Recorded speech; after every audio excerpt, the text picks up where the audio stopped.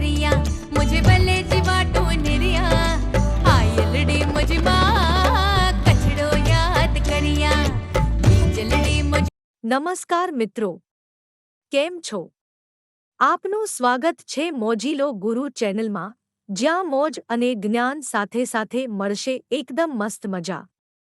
હું છું કલ્પના ખારવા અને આજે આપણે વાત કરવા જઈ રહ્યા છીએ જૈન જાગૃતિ સેન્ટર લેડીઝ વીક માંડવી દ્વારા તાજેતરમાં એક અનોખી રીતે વેલેન્ટાઇન ડે અને જેજેસીની સુવર્ણ જયંતિ વર્ષની ઉત્સાહભેર ઉજવણી કરવામાં આવી,